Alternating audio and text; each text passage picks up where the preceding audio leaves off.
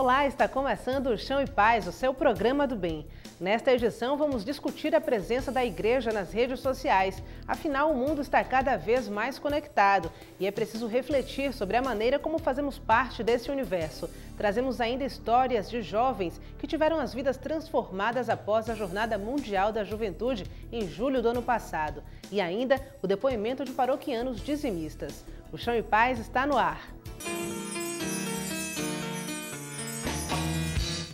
A compreensão sobre a internet tem mudado, a começar pela classificação que ela recebe. Não se trata mais de uma ferramenta de comunicação, mas de um ambiente. É a partir daí que o coordenador da Pastoral Universitária, Padre Danilo Pinto, reflete sobre a ocupação desse espaço pela igreja.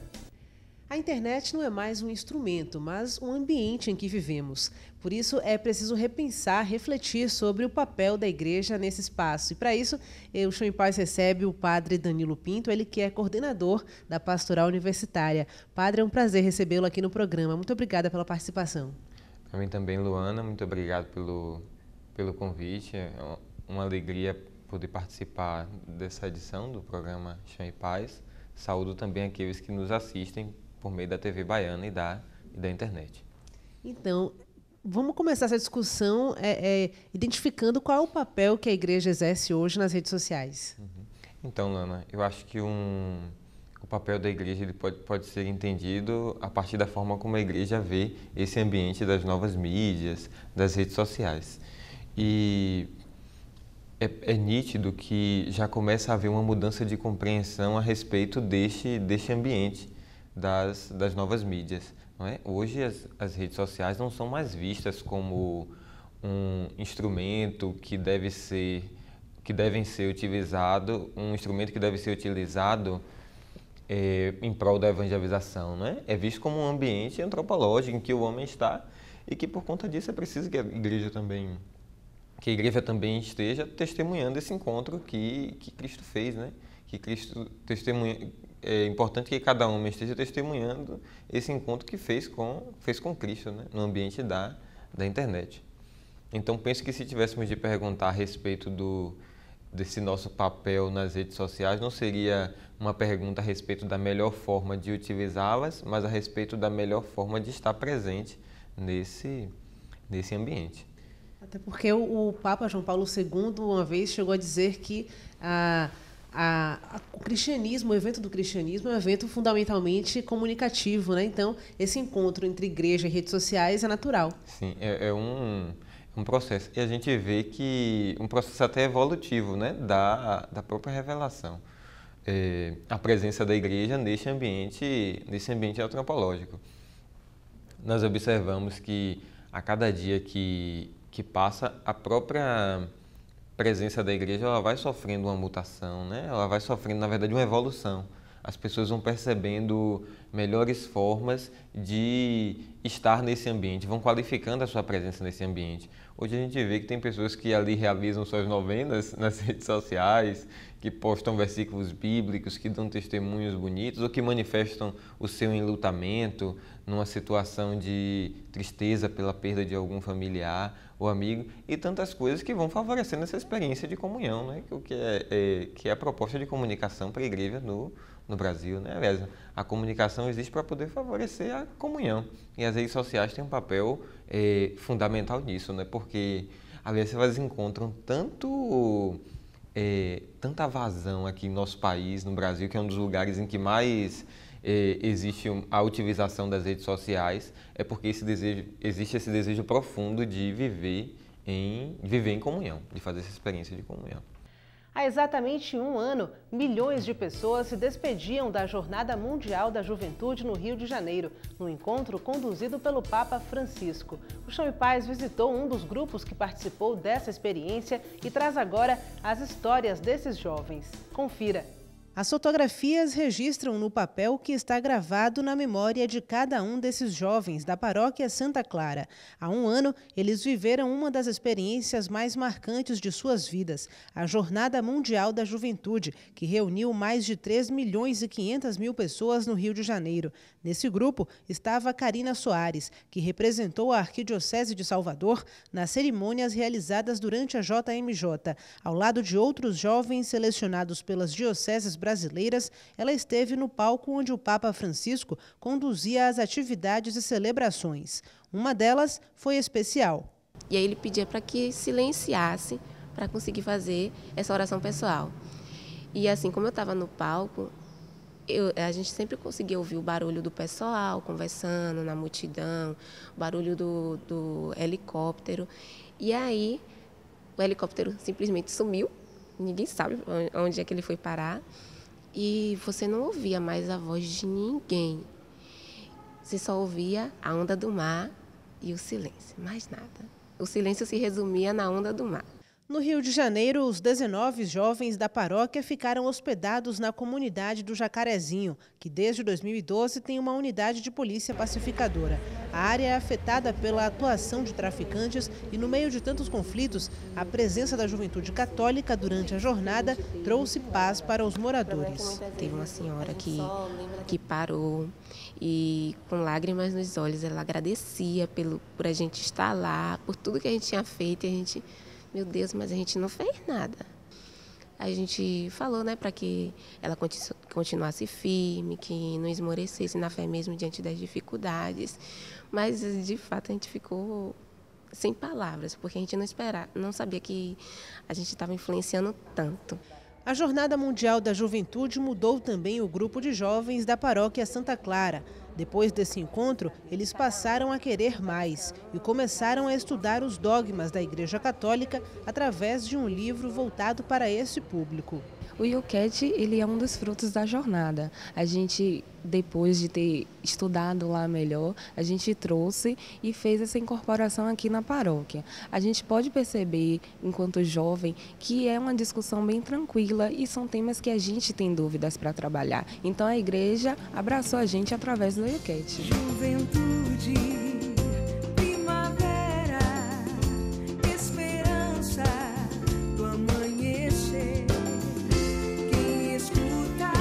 Quando voltamos, foi como se a gente tivesse recebido uma injeção de ânimo. A gente realmente está motivado aqui na igreja, então foi muito legal. Essa motivação é fruto do encontro com a juventude católica de todo o país, realizado há um ano e que deixou uma marca, nesta e em outras comunidades. Depois da jornada, eu sou um novo jovem. Não só pelo fato de eu estar na jornada, mas sim pelo que eu ouvi, o depoimento, as palavras do Papa. Aquilo com certeza tocou meu coração. Foi inesquecível também, né?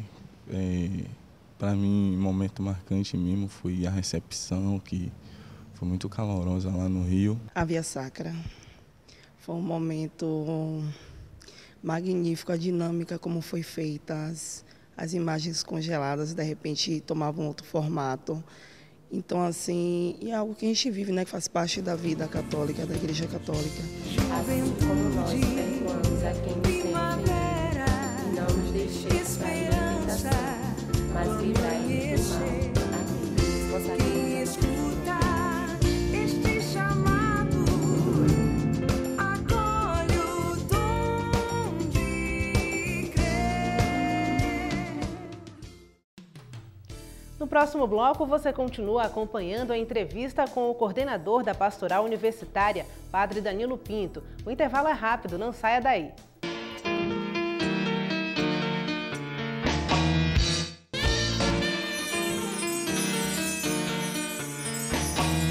Estão abertas as inscrições para as novas turmas de jovens e adultos das oficinas de oração e vida desenvolvidas pela paróquia Nossa Senhora da Luz, na Pituba. Os encontros começam no dia 5 de agosto e os interessados devem procurar a Secretaria Paroquial de segunda a sexta, das 8 da manhã até às 6 da noite. Mais informações pelo telefone 3344-2414. O grupo de oração Nossa Senhora do Cenáculo promove no dia 6 de agosto uma manhã de oração na Igreja Nossa Senhora da Conceição da Lapa, no bairro de Nazaré. O encontro começa às 8h30 da manhã e para outros detalhes, o número é o 3326-4676. Para o coordenador da Pastoral Universitária, Padre Danilo Pinto, o diferencial da presença do cristão nas redes sociais é o testemunho do encontro com Jesus nas publicações e perfis. Essa reflexão sobre como se comportar nas redes sociais é uma reflexão, então, sobre como se comportar na vida real também, né? Porque aí a gente para pensar qual é o comportamento do cristão individualmente, qual o comportamento da igreja enquanto instituição naquele espaço. Verdade, não é porque nas redes sociais hoje não existe mais essa coisa de estar online e offline. Nós estamos o tempo todo conectados. Enquanto nós estamos conversando aqui, por exemplo, as pessoas estão comentando nossas fotos, compartilhando nossas informações. Então, nós estamos o tempo inteiro conectados. Agora, a respeito da melhor forma de se portar neste ambiente, eu penso, sobretudo para um cristão, né? É dando esse testemunho do encontro que ele fez com Cristo, que foi capaz de mudar em sua vida e começar um dia que não terminou e que só faz se desdobrar e se desenovelar em tantos outros episódios, né? Eu penso que o caminho seja esse, testemunhar o encontro que fez com Cristo. E aí todas as outras coisas questionamentos, perguntas, vão aparecendo por acréscimo, né? E aqui ainda faço referência a uma coisa, né? Testemunhar esse encontro que fez com Cristo, mas não assim daquela forma piegas, aquela coisa, né? Postando talvez ali correntes, essas coisas que às vezes que também não são nem cristãs católicas, né? Mas ali esse encontro que nós fizemos com Cristo, ele vai aparecer quando nós expressamos a nossa opinião a respeito de uma coisa. Ele vai aparecer quando nós nos posicionamos diante de um fato. E aí sim vai aparecer uma inteligência que foi ali convertida por conta da experiência de fé. Um modo de ser e de se relacionar que foi transformado por esse encontro com Jesus. É não se omitir, até porque tudo que a gente escreve, por mais que a gente possa apagar minutos depois, fica registrado. Qualquer pessoa pode fazer uma captura daquela imagem e registrar aquilo. Então é importante também pensar na linguagem e no conteúdo que a gente publica, né? Verdade. E esse é um outro aspecto, né? Nós estamos presentes em um outro ambiente antropológico, para o qual nós precisamos também converter a nossa linguagem. Não adianta eu estar nesse ambiente e ali, um exemplo, eu que sou sacerdote e que muitas vezes me vejo ali diante de tantos livros, de tantos materiais de formação, eu ia ali fazer uma postagem no Facebook ou no Instagram, ou no WhatsApp, ou no Google+, e fazer como quem ali escreve um manual de teologia. Quer dizer, a linguagem ela tem que ser convertida para esse ambiente, para que a informação possa se posicionar de forma estratégica diante daquele que nos acompanha, diante daquele que quer se relacionar conosco. Adaptar, né, a linguagem para que a comunicação seja adequada, eficiente, né? Verdade.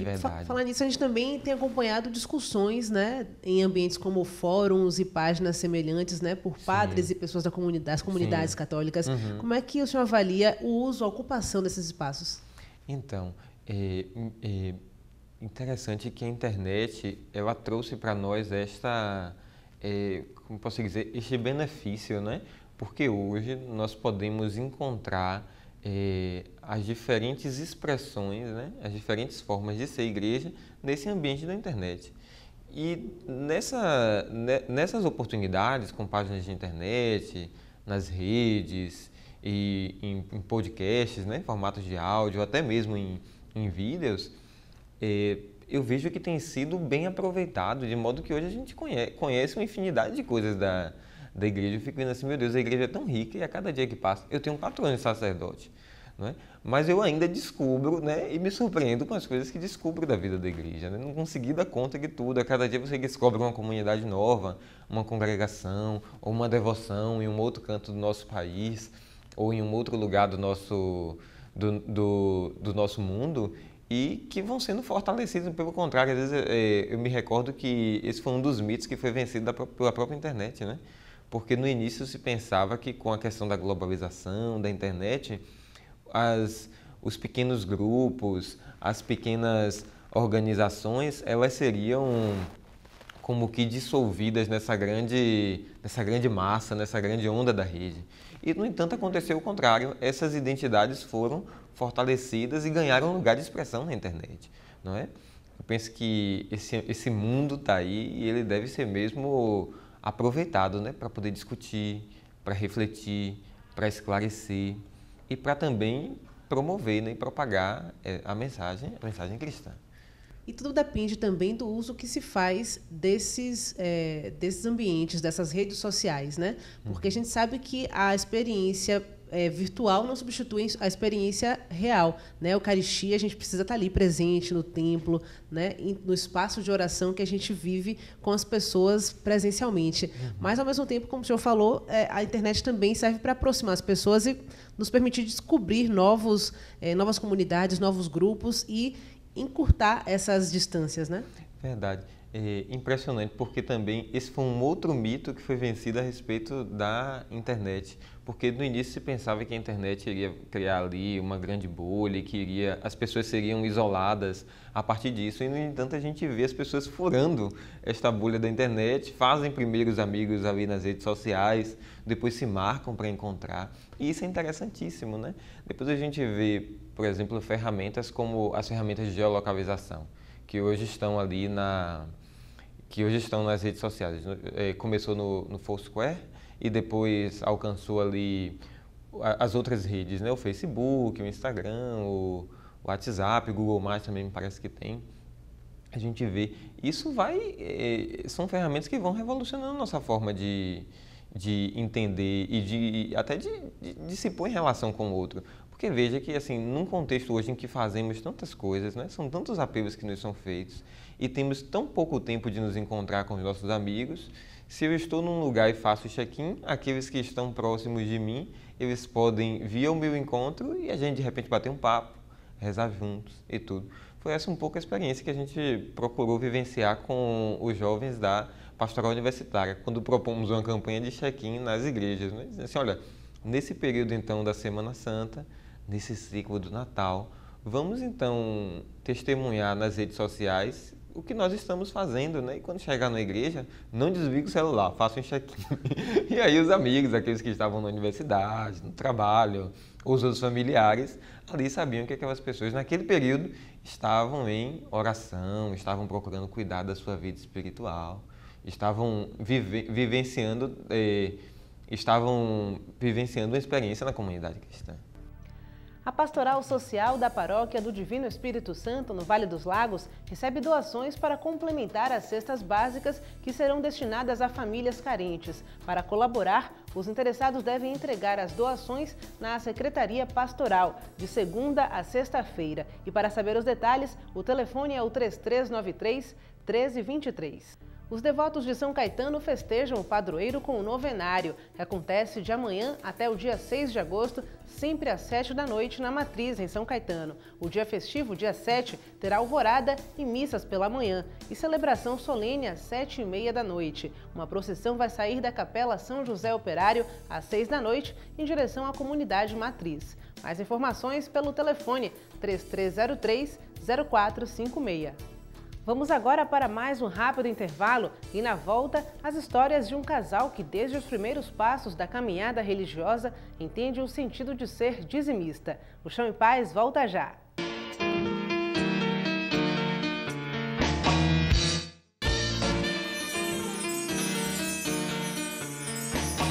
A Pastoral Universitária promoveu este ano uma campanha que convocava os jovens a fazerem check-in nas igrejas pelo aparelho de celular. Na última parte da minha conversa com o coordenador do grupo, o padre Danilo Pinto, você vai saber mais sobre essa história. E como é que você avalia os resultados dessa experiência, dessa campanha? A expectativa foi cumprida dentro dessa proposta? Sim, nos surpreendeu, né? Nos surpreendeu porque isso ajudou a dar visibilidade à à vida de fé dos nossos jovens universitários, né? Sobretudo porque muitas vezes quando o jovem ele chega ali no ambiente da universidade, ele acaba tendo duas posturas, né? Ou ele rompe de vez com aquela experiência que ele vivenciava, porque muitas vezes se reconhece não tendo aquele lastro suficiente para dar as razões daquilo que ele acredita para os colegas que perguntam, para os professores que perguntam, ou ele ali acaba se fechando ali, procura quem são os outros católicos e acaba rezando. Esse tipo de postura, essa ação nas redes sociais, ela acaba suscitando uma nova postura, né? Uma coragem mesmo de testemunhar, é uma ajuda para aquele jovem que estava ali no ambiente da universidade que queria de alguma forma testemunhar para os seus amigos que estavam nas redes sociais e que estavam rezando, fazendo aquela experiência. Então eu penso que resultou para a gente num ganho, né? Num estímulo, numa forma dele poder testemunhar esse encontro que ele fez com Jesus. Com certeza. Além de proporcionar os encontros, né, também foi uma forma de incentivar que aqueles jovens mostrassem a cara nas redes sociais, né? Verdade, verdade. Se posicionando diante das pessoas que não fazem parte daquele universo cristão e católico. Sim. Nem sempre eu tenho oportunidade e condições de dizer para o outro a respeito de tudo aquilo que eu vivencio. E nas redes sociais, que tem também um retrato da vida do meu cotidiano, dos lugares por onde eu percorro, ele pode conhecer, né? Então é uma forma também de deixar registrado. Olha, eu estive aqui e fiz essa experiência. Tá certo, então a gente fica com essa reflexão aí para que quem está em casa nos assistindo e que participa das redes sociais também possa repensar, né, a maneira de usar esse ambiente virtual e também mostrar um pouco a nossa cara cristã. Eu conversei aqui com o padre Danilo Pinto, ele que é o coordenador da Pastoral Universitária. Padre, muito obrigada pela participação aqui no Show em Paz. Eu que agradeço. Agradeço a você, meu irmão, minha irmã, que teve a paciência de me ouvir durante esse tempo todo. Agradeço a Luana o convite, toda a equipe do Show em Paz. Você que é universitário, que deseja participar das atividades da Pastoral Universitária, todo quarto sábado do mês nós temos um encontro no CIES. Temos um momento de missa, celebramos a Eucaristia, depois partilhamos a respeito dos assuntos da Pastoral Universitária e temos um momento de happy hour. Se quiser fazer parte dessa família, estar conosco, sinta-se convidado. A devolução do dízimo é uma obrigação do católico, mas para algumas pessoas é o desdobramento natural de uma vida dedicada à obra de Deus. Esse testemunho você confere agora. Ana Paula e Adailton começaram a caminhada religiosa cedo e foi no despertar desse encontro com Cristo que eles entenderam que toda a graça por ele concedida deve ser devolvida. Isso é feito através da evangelização praticada em cada paróquia, trabalho que precisa ser mantido nos aspectos espiritual e material. Eu sou filha da paróquia, nasci aqui e fiz todo o meu processo de primeira comunhão, crisma, batismo aqui dentro da paróquia. Então, a partir dos 15 anos, com o crisma, eu consegui observar isso e poder trabalhar melhor o dízimo. O Padre Lázaro teve uma campanha muito forte em relação ao dízimo. E a partir daquele momento, já com 18, 19 anos, eu comecei a fazer parte dessa família. No início você fica meio que acanhado, achando que o que você vai retribuir é pouco.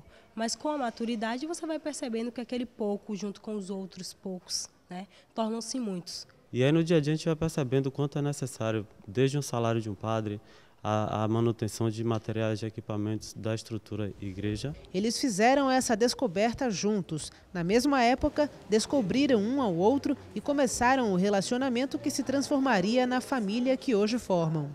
E a partir de tanta vida assim, de missa com jovens, retiro de jovens no período do carnaval, a gente passou a se conhecer, conversando bastante, trocando experiências.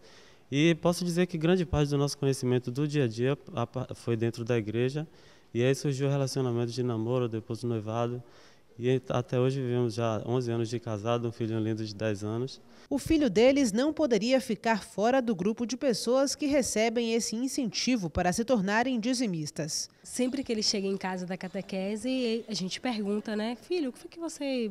Como foi o encontro hoje? Você gostou? Você não gostou? O que foi demonstrado? O que foi debatido? E ele começa a conversar. E ele traz algumas citações.